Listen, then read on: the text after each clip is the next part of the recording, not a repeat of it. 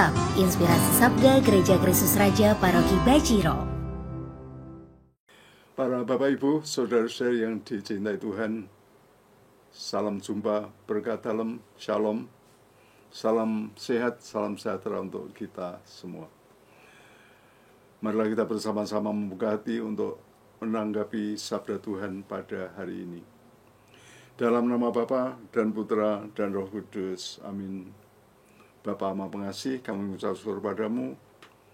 Kami boleh membuka hati kepadamu, terutama lewat inspirasi sabda dari Gereja Kristus Raja Bajiro. Kami ingin menimba inspirasi dari sabdamu. Tuntunlah hidup kami ya Tuhan, terutama kuatkanlah kami, sucikanlah hidup kami, berkat salib Yesus Putramu. Dialah Tuhan dan penyelamat kami, kini dan sepanjang masa. Amin. Dalam nama Bapa dan Putra dan Roh Kudus. Amin. Sabda Tuhan untuk hari ini, hari Rabu tanggal 14 September tahun 2022, dari Injil Santo Yohanes bab 3 ayat 13 sampai dengan ayat 17. Hari ini tanggal 14 September adalah Pesta Salib Suci.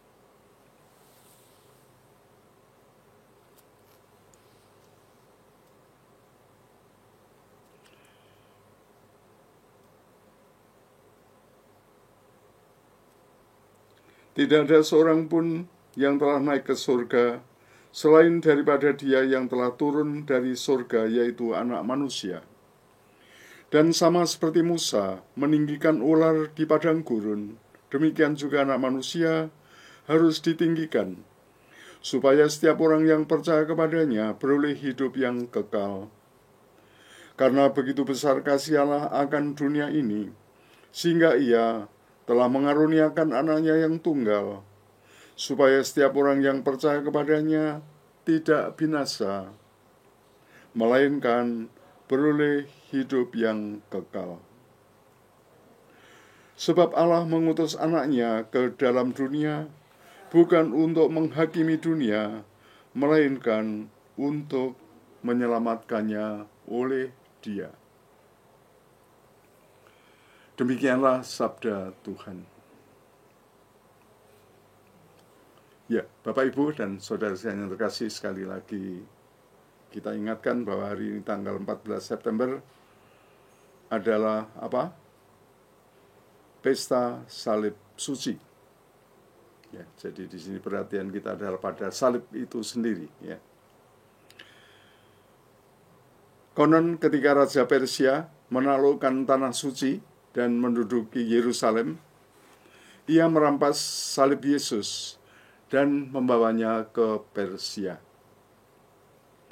Tetapi ketika Kaisar Roma, Kaisar Heraklius, mengalahkan Persia, maka salib Tuhan itu dibawa kembali ke Roma dan kemudian dikembalikan ke Golgota. Ya, lalu sejarah memang tidak begitu jelas ya tentang salib itu. Tetapi pada abad yang keempat konon salib itu diketemukan oleh Santa Helena, ibu dari Kaisar Konstantinus Agung.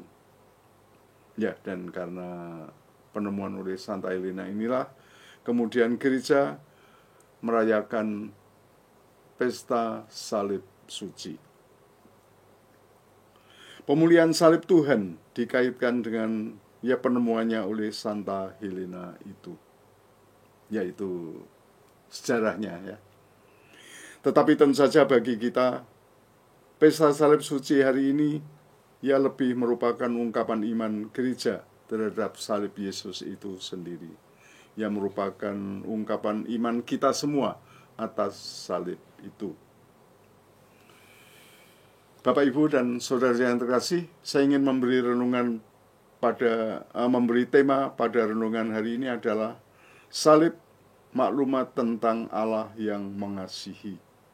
Ya, salib sebagai maklumat tentang Allah yang mengasihi. Dan ya, pertama-tama Kita diajak untuk menyadari betapa Yesus yang disalib bagi kita adalah sumber keselamatan. Di salib itulah Yesus ditinggikan, agar setiap orang yang percaya kepadanya beroleh hidup yang kekal. Tadi pada bacaan, pada ayat yang ke-13 dikatakan, tidak seorang pun yang telah naik ke surga, selain daripada Dia yang telah turun dari surga, yaitu Anak Manusia. Ya, Yesus itu turun dari surga, dan Dia menjadi anak manusia di tengah-tengah kita. Dan Dialah yang kemudian dikatakan, Anak Manusia harus ditinggikan, supaya setiap orang yang percaya kepadanya beroleh hidup yang kekal. Ya, begitulah, di dalam diri Yesus ada keselamatan. Di dalam diri Yesus yang ditinggikan di salib ada keselamatan. Bapak, Ibu, dan saudara saya yang terkasih,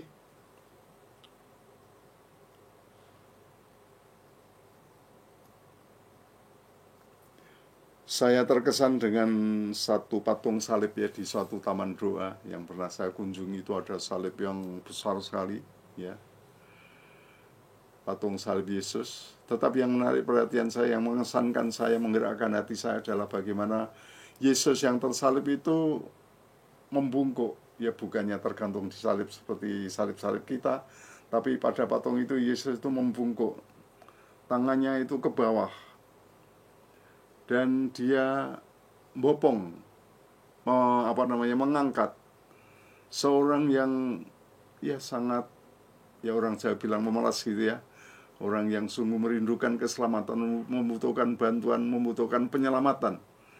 Dan Yesus yang tersalib itu di sini mengangkat orang yang perlu diselamatkan itu. Ya, satu bentuk dan ungkapan kasih ilahi yang sangat mengesankan. Ya, di sanalah saya merasakan bagaimana salib itu sungguh-sungguh merupakan maklumat tentang Allah yang mengasihi. Di dalam Yesus Allah hadir, mengasihi, menyatakan cintanya, perhatiannya, untuk menyelamatkan mereka yang sungguh terpuruk, mereka yang sungguh membutuhkan penyelamatan, terutama kita semua orang yang berdosa, yang dikuasai oleh maut, yang membutuhkan pembebasan dari macam-macam hal. Salib sekali lagi adalah maklumat tentang Allah yang penuh kasih. Salib adalah simbol Tuhan yang menyelamatkan siapapun yang lemah, menyelamatkan siapapun yang berdosa, menyelamatkan siapapun yang merindukan keselamatan, yang merindukan keutuhan hidup, yang membutuhkan pertumbuhan yang membahagiakan di dalam kehidupannya. Maka marilah pada kesempatan kita menghormati salib suci, kita juga senantiasa menempatkan diri sebagai orang yang sungguh merindukan keselamatan itu, merindukan untuk disempurnakan oleh Tuhan, merindukan untuk semakin dikuasai oleh kasih-Nya, menjadi orang yang semakin disucikan oleh kasih Tuhan. Semoga kita dibebaskan dari keterpurukan kita. Semoga keluarga kita juga dibawa kepada hidup yang semakin utuh, semakin bahagia, dan kita semua semakin disempurnakan oleh kasih, oleh rahmat penebusan dari Tuhan sendiri.